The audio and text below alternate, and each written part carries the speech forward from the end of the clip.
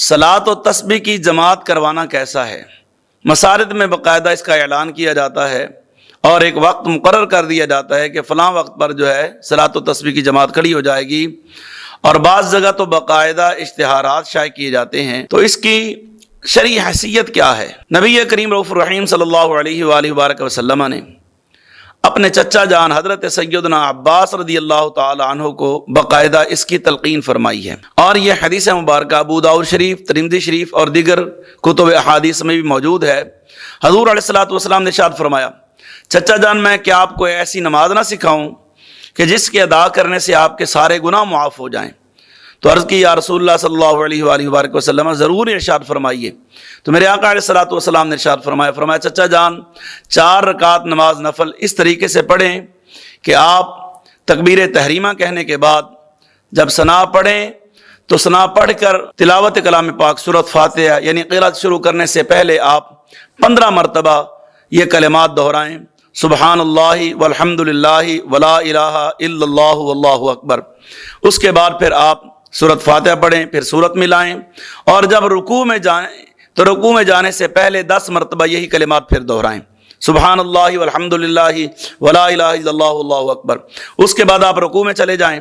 اور رکوع میں جانے کے بعد آپ سبحان ربی العظیم پڑھیں 3 مرتبہ 5 مرتبہ، اور اس کے بعد پھر جو ہے یہ کلمات جو ہیں 10 مرتبہ دہرائیں۔ اس کے بعد پھر آپ جب رکوع سے سر اٹھائیں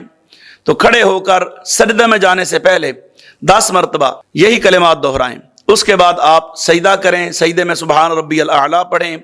3 مرتبہ 5 مرتبہ 7 مرتبہ۔ اس کے بعد پھر جو ہے یہی کلمات 10 مرتبہ دہرائیں، اور پھر جب ایک سجدہ کر کے بیٹھیں اور دوسرے سجدے کے لیے جانا چاہیں تو جو دونوں سجدوں کے درمیان جو ہے جب بیٹھتے ہیں تو اس وقت جس کو ہم جلسہ کہتے ہیں اس میں بھی آپ نے 10 مرتبہ یہ کلمات دہرانے ہیں، اور اس کے بعد پھر آپ نے دوسرا سجدہ کرنا ہے، اور دوسرے سجدے میں سبحان ربی الاعلیٰ کے بعد جو ہے پھر آپ نے یہی کلمات 10 مرتبہ دہرانے ہیں۔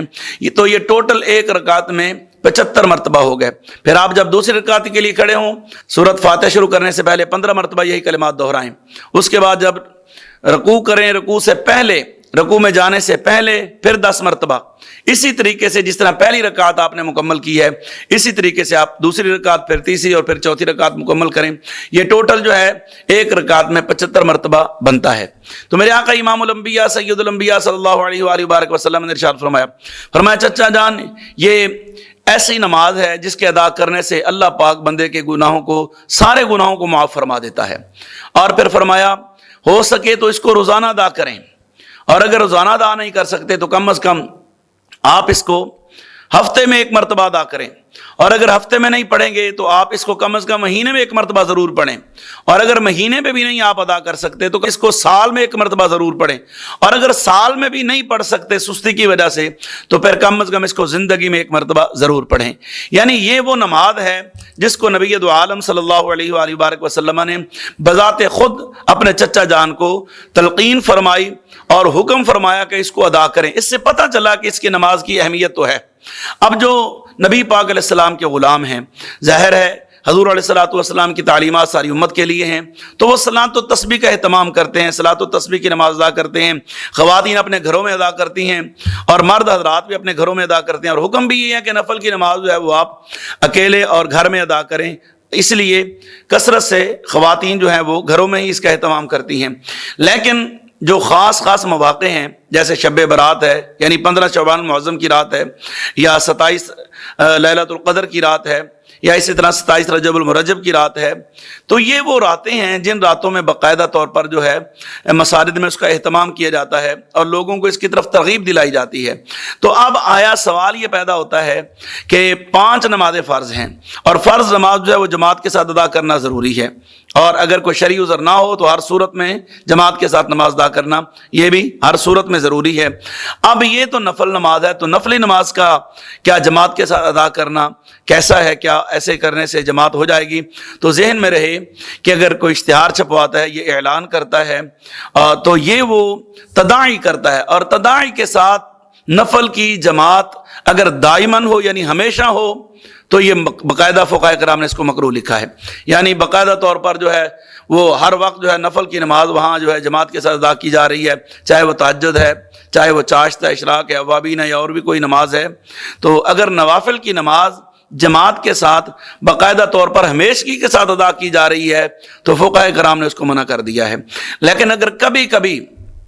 عوام کی سہولت کو دیکھتے ہوئے کبھی کبھی اس کا اہتمام کر لیا جائے تو یہ اس کو باقاعدہ درست قرار دیا گیا ہے۔ دور حاضر کے مفتی اعظم مفتی منیب الرحمن صاحب نے باقاعدہ اپنی کتاب تفہیم المسائل جلد 2 میں صفحہ نمبر 115 پر باقاعدہ طور پر جو ہے اس کی وضاحت لکھی ہے، اور انہوں نے اعلیٰ حضرت عظیم البرکت مجدد دین و ملت امام عاشقاں الحاج الحافظ القاری شاہ امام محمد رضا خان فاضل بریلوی رضی اللہ تعالیٰ عنہ وردہ کے حوالے سے باقاعدہ طور پر لکھا۔ آپ فرماتے ہیں کہ بہت سے اکابرین سے نوافل کی جماعت تداعی کے ساتھ یعنی اعلان کے ساتھ ثابت ہے، اور عوام جو ہے وہ فعل خیر سے منع نہیں کیے جائیں گے اور نہ نوافل کی جماعت سے۔ یعنی اگر کوئی عوام الناس میں کوئی شخص نیکی کی طرف رغبت رکھتا ہے، آنا چاہتا ہے، یا اس کو طریقہ نہیں آتا تو وہ مسجد میں آ جاتا ہے، امام کے ساتھ وہ اگر وہ ادا کر لیتا ہے۔ اعلیٰ حضرت عظیم البرکت کے حوالے سے مفتی منیب الرحمن صاحب نے واضح لکھا ہے، اعلیٰ حضرت نے فرمایا کہ عوام فعل خیر سے منع نہیں کیے جائیں گے اور نوافل کی جماعت سے بھی نہیں، اس لیے کہ نہ پڑھنے سے پڑھنا بہتر ہے، بجائے اس کے کہ آپ اس کو عوام الناس کو نماز سے متنفر کریں، اس سے بہتر ہے کہ آپ ان کو مسجد میں جمع کریں اور ان کے دل میں ایک نماز کی محبت پیدا ہو، اور اس کے ساتھ ساتھ جو ہے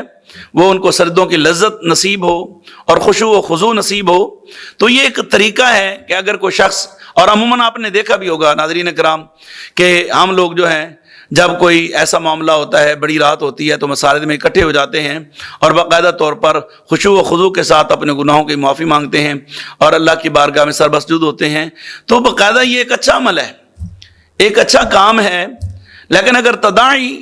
دائماً ہو یعنی ہمیشگی کے ساتھ ہو تو پھر اس میں کراہت ہے، ورنہ دور حاضر میں جیسے لوگ دین سے دور بھاگ رہے ہیں اور لوگ جو ہیں دین کے قریب نہیں آتے، تو اس حوالہ سے اگر کسی مسجد میں باقاعدہ اس کا اہتمام کیا جاتا ہے تو باقاعدہ اس پر کوئی اعلانات وغیرہ ہوتے ہیں تو شرعاً درست ہے۔ اللہ پاک کی بارگاہ سے امید رکھی جاتی ہے کہ رب کائنات اپنے محبوب کے صدقے سے یہ ان گناہ گاروں کے سجدے، ان کی نماز، کسی کی نماز کے صدقے ضرور قبول فرمائے گا۔ اللہ پاک ہم سب کو ایسی بابرکت راتوں میں اور بالخصوص یہ شب برات اور شب قدر اور جو راتیں جن کی فضیلت حدیث مبارکہ میں آئی ہے ان میں اپنی اللہ پاک ہمیں اپنی بارگاہ میں سر جھکانے کی توفیق بخشے، آمین۔